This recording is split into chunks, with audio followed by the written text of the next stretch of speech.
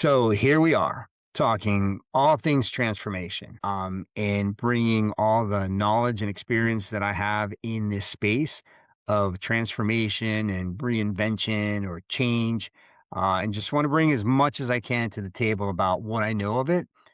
Because look, I wrote a book called The Art of Transformation, and it's a personal memoir of all the things that worked for me, like how I changed my life many times over through the years, both personally and professionally. And so, my goal is to create a community and a place where, people can share their stories and just really hone down on the things that help them become the person that they want to become. And so that's what this is about. That's what my podcast is about. And but I will tell you that it is not easy. It is a difficult, difficult thing. And you have to be ready and willing to go through some very challenging times. You've got to have that discipline, that consistency, that persistence to muddle through some very difficult and challenging moments as you transform into that person that you want to become. And so that's what this discussion is about today. It's um it's really about why most people fail at transformation. And I figure let me talk a little bit about that first as we begin to kick off this journey in learning about how we can transform our lives. Look, most people they don't fail at transformation because they don't want to change. They don't fail because they're weak or lazy or incapable. In most cases, people fail because they're trying to become someone new while staying surrounded by the same environment, the same people, the same anchors, listening to the same noise. It's those things that keep pulling them back into who they've always been when they're desperately trying to become something different from that. That's the part that we don't talk about enough and what I want to talk a little bit about today. Um, Look, most people approach transformation as a personal challenge. They believe that if they can just become more disciplined, more focused, more motivated, or more committed, their life will eventually change. So they set goals, they create routines, they buy books, they listen to podcasts. I listen to a ton of podcasts in this process of my transformation. People wake up earlier, they start exercising, begin journaling, or commit themselves to new habits. They convince themselves that this time will be different. And for a while, it is very different. It usually is. At the beginning, change feels exciting because motivation creates momentum. There's energy behind the decision to change. There's absolute excitement, energy, and forward movement. There's like this kinetic energy. Once you make that decision that you want to change your life, that you want to do something different, that you want to look different, you want to become different, you want to think different, there's this sense of possibility. You can almost see the new version of yourself taking shape. You start imagining a better life, a healthier life, a more disciplined life, a life where you finally become the person you know you're capable of becoming. But eventually, life returns to normal. Work gets stressful again. Responsibilities pile up. Fatigue sets in. Distractions come back. Triggers reappear. The emotional high that started the change begins to fade. And when your pressure starts to build, most people slowly drift back toward the same behaviors they were trying to escape. That's when the self blame begins in this process of transformation. People start telling themselves they failed because they weren't disciplined enough. They assume they weren't committed enough. They think that maybe they just don't have what it takes to change. But in many cases, that's not the real problem. The bigger issue is that they're trying to transform themselves while staying fully immersed in the same environment that reinforced their old patterns in the first place. Give that some thought. I understand this because I've lived it in different seasons. I've lived it in different ways through my own life. There were times when I thought transformation was about pushing harder, becoming more disciplined, and proving that I could keep going no matter what. And to be fair, there's value in discipline, lots of value. Discipline matters, consistency matters, persistence matters. Those are core themes in my life and in the book I wrote, The Art of Transformation. But what I've learned over time is that discipline by itself is always not enough. You can have a strong desire to change and still struggle if everything around you keeps pulling you back toward the old version of yourself. You can want peace, but remain in environments full of chaos. You can want discipline, but keep surrounding yourself with distractions. You can want healing, but continue returning to the same conversations, habits, relationships, and routines that keep reopening those wounds. That's where many people get stuck. They keep trying to fix themselves without looking at the environment that keeps shaping them. This is true personally, but it's also true professionally. I've seen it in organizations over and over and over again. A company says it wants to change its culture. Leaders announce a new strategy, create new priorities, and talk about the future with energy and conviction. At first, people get excited. There are meetings, messages, presentations, and a sense that something new is coming, that something new is happening. But then the old environment starts pushing back. The same leadership behaviors remain, the same decision making patterns continue, the same incentive reward, the same actions, the same silos all stay in place, the same people avoid accountability, the same systems produce the same outcomes, and over time, the organization begins drifting back to the old way of working. That's why I've always believed culture is not just what an organization says, culture is what the environment reinforces every single day. It's what gets rewarded, tolerated, repeated, avoided, ignored, and celebrated. All the above. If the environment doesn't change, the transformation won't hold. The same is true in our personal lives. If the environment around you keeps reinforcing the person you're trying to outgrow, eventually the environment will start winning again. Motivation is a powerful thing. So let me talk a little bit about that. Motivation is powerful in the beginning, but it was never meant to carry the full weight of transformation. Motivation is an emotional thing. It rises when we feel inspired and disappears when life gets hard. It's easy to feel motivated when the vision is fresh. The goal is exciting and the pain of staying the same feels stronger than the fear of changing. But real life has a way of testing that motivation. Work gets busy, family obligations grow, money gets tight, stress builds, people disappoint us. We disappoint ourselves. And before long, the habits we were so committed to building start feeling harder to maintain. This is why so many people start strong and then they fade. They weren't lying when they said they wanted to change. Nobody lies about that. We say it because we feel it, because we believe it, because we know it, because we envision it, because we see it. People mean it. They really do want a new life. They want new habits, the new mindset, the new identity. But they were depending on a feeling to carry a process. Transformation needs more than a feeling. In The Art of Transformation, I write about the importance of mindset, resilience, confidence, environment, and action because transformation doesn't happen in one moment. I promise you that. It happens over time. It happens through repeated choices. It happens when we keep showing up even after the emotion fades. That's where discipline, consistency, and persistence become so important. Discipline helps you take the next right step when your emotions are all over the place. Consistency helps you build trust with yourself over time.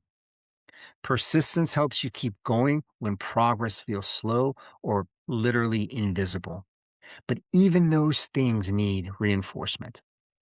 There have been many seasons in my life when I knew what needed to do, but I have to be honest about what it was that was making it hard for me to do that. I had to be honest with myself. I had to look at my patterns. I had to look at who I was listening to. I had to look at what I was allowing into my mind and my life. I had to ask whether the people, places, and habits and the routines around me were helping me become stronger or quietly pulling me back into old ways of thinking. That kind of honesty is not easy, but it is necessary. I always tell people when you wake up in the morning, look at that person in the mirror and ask, how honest are we going to be today? Because sometimes the problem isn't that you don't want the future badly enough. Sometimes the problem is that the past still has too much access to you. Look, human behavior is heavily influenced by environment. The people around us, all the conversations we hear, the standards we're exposed to, and the habits we repeatedly observe all shape how we think and act. We may not always notice it in the moment, but over time, environments normalize behaviors. Remember that. Over time, environments normalize behavior. If inconsistency is always present, inconsistency starts to feel normal. If negativity is always present, negativity starts to feel normal. If distraction is always present, then distraction starts to feel normal. If an unhealthy habits are constantly reinforced, those habits slowly become part of the rhythm of our lives. When accountability, discipline, growth, and consistency become part of the environment, people begin adapting to those standards as well. They start seeing what's possible. They start raising their own expectations. They begin to act differently because the environment is asking something different from them. I saw this throughout my career in leadership and organizational transformation. When teams were surrounded by unclear expectations, inconsistent leadership, and weak accountability, even talented people struggled to perform at their best. But when the environment became clear, when expectations were aligned, when leaders modeled the behavior they were asking for, and when people were held accountable in a fair and consistent way, performance changed. That taught me something important. People don't just respond to instructions, they respond to conditions. You can tell someone to be accountable, but if the environment allows excuses, accountability won't last. You can tell people to collaborate, but if the system rewards individual power, collaboration won't become real. You can tell a team to innovate, but if every mistake gets punished, people will protect themselves instead of taking smart risks. The same thing happens personally. You can tell yourself you want to grow, but if your environment keeps feeding distraction, avoidance, negativity, or old habits, growth becomes harder to sustain. That doesn't mean change is impossible. It just means you have to become more intentional about the conditions around you. Transformation is not just about wanting a new life. It's about building an environment where the new life can actually survive. One of the biggest mistakes people make during transformation is trying to do everything alone. I understand why it happens. A lot of us were taught to be strong, figure things out, keep moving, and not let people see us struggle. We believe that if we ask for help, we're somehow less capable. So we isolate. I've been that person. I am that person. I isolate. We keep our struggles quiet. I keep my struggles quiet. I don't share those things with people. We try to rebuild in private. I've tried to rebuild in private, and it's tough, but isolation often amplifies the very patterns people are trying to overcome. When you're trying to change completely alone, there's often no structure reinforcing the behaviors you're trying to build. There's nobody helping you stay accountable when motivation fades, nobody challenging the excuses that slowly creep in, nobody helping you regain perspective when you start slipping back into old habits. As a result, inconsistency becomes easier to justify. One missed day becomes several. One small compromise becomes a pattern. One excuse turns into a permission slip. Over time, the original vision for change becomes weaker because nothing around you is reinforcing it consistently. I've had times where I carried too much of myself. I knew how to perform. I knew how to lead. I knew how to deliver. I knew how to show up, even when I was carrying things, carrying people. But there's a difference between surviving privately and transforming honestly. Survival teaches you how to keep moving. Transformation teaches you how to become different while you're moving. That difference matters. In my own life, I've had to learn that strength doesn't always mean standing alone. Sometimes strength means being honest enough to stay. I need better support around me. Sometimes it means stepping into environments where you can be challenged or encouraged and reminded of who you're becoming. Sometimes it means allowing people to see the part of you that's still under construction. And that's not weakness, my friends. That's wisdom. Real and lasting change usually happens when people become connected to environments that support the growth they're trying to create. That's why strong communities matter.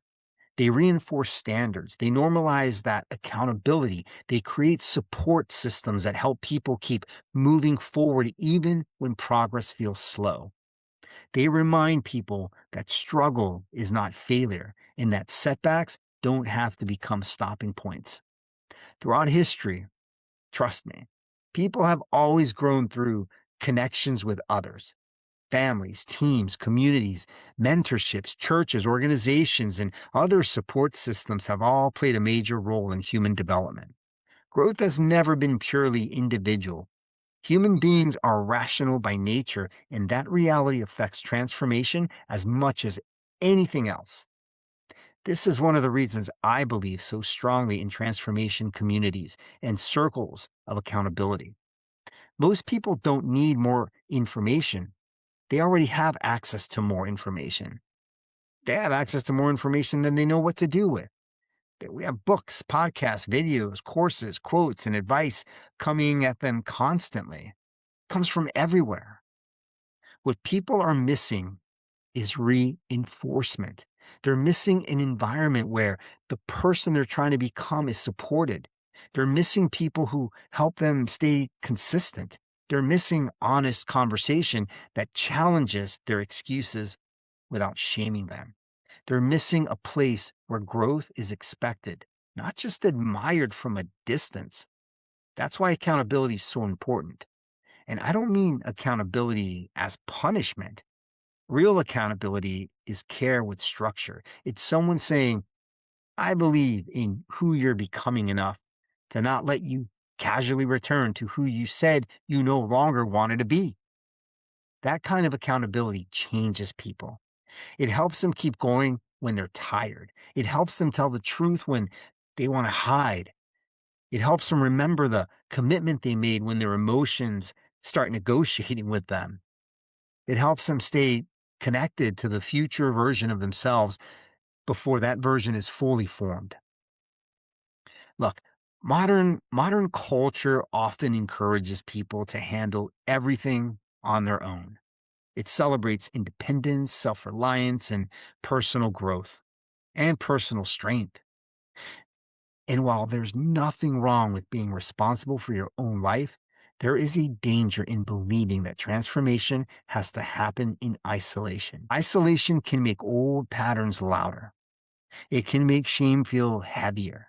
It can make setbacks feel final, and it can make people believe they're the only ones struggling, the only ones falling behind, the only ones failing, or the only ones fighting the same battle over and over and over again. Communities interrupt that lie.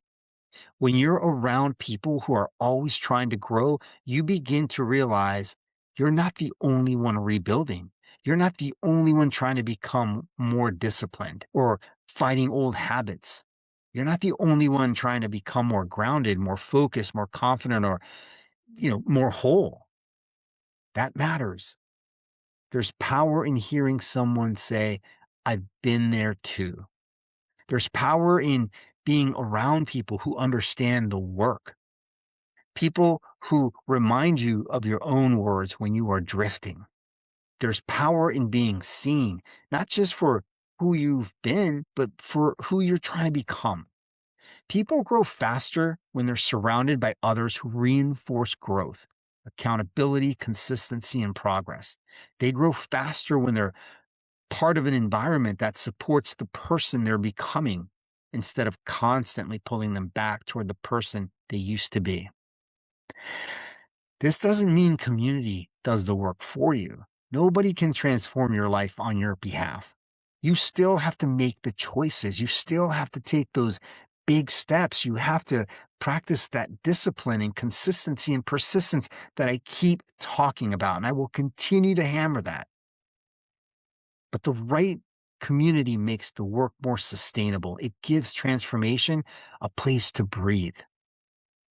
Most people fail at transformation because they underestimate the power of environment. They believe the problem is only inside them. So they try to fix everything through willpower.